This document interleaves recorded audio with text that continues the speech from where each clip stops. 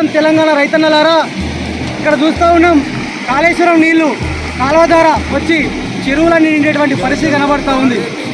ఆనాడు తెలంగాణ రాకముందు ఈ యొక్క తెలంగాణ ప్రాంతం అంతా నీళ్లు వాడినటువంటి పరిస్థితి. ఎండాకాలం వస్తే రైతులకు భూములలో అన్ని పర్యలవాసినటువంటి పరిస్థితి.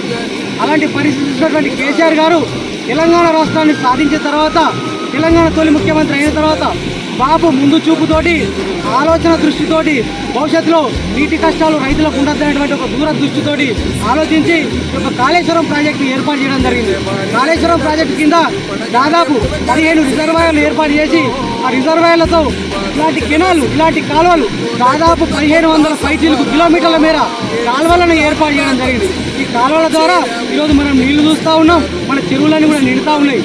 ఈ కాలువలు తీసేటువంటి క్రమంలో కూడా రైతులందరినీ బతిలాడి భూములు కావాల్సి ఉంటే వాళ్ళని రిక్వెస్ట్ చేసి, ఎందుకంటే ఈరోజు మీరు భూములు ఇస్తే భవిష్యత్తులో మనందరూ కూడా ప్రాంతం అంతా కూడా సత్యసామలం అవుతుంది, రైతులందరి ముఖాల్లో చిరునవ్వు ఉంటుంది అని చెప్పి వాళ్ళని రిక్వెస్ట్ చేసి ప్రాంతం అంతా సత్యసామలం ఉండాలని చెప్పి 1500 పై కిలోమీటర్ల మేర ఇలాంటి కెనాలను తవ్వి ఈరోజు మనకు నీళ్ళు ఇస్తూ ఉన్నటువంటి పరిస్థితి కనబడుతూ ఉంది. ఈరోజు ఆనాడు తెలంగాణ ఉద్యమంలో వాడుకున్నాం, తలాపున వారుతుంది గోదారి, మన సేలు మన వీళ్ళు ఎడారి అని పాడుకున్నటువంటి పరిస్థితి నుంచి ఇవాళ మనం పాడుకుంటా ఉన్నాం.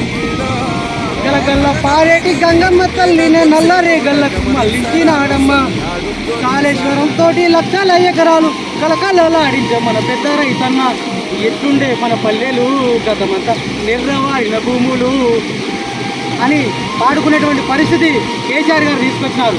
అర్థమైందా? ఈరోజు ఈ నీళ్ళని చూస్తూ ఉంటే బాబు కేసీఆర్ గారు రైతులందరూ కూడా కనబడుతూ ఉన్నారు. ఈరోజు తెలంగాణలో పచ్చని పైరులు ఉన్నన్ని రోజులు, ఇలా గలగల పారేటువంటి నీళ్ళు ఉన్న రోజులు కూడా కేసీఆర్ గారు ప్రజల గుండెల్లో, రైతుల గుండెల్లో చిరస్థాయిగా నిలిచిపోతారని చెప్పి సందర్భంగా తెలియజేస్తా ఉన్నాం.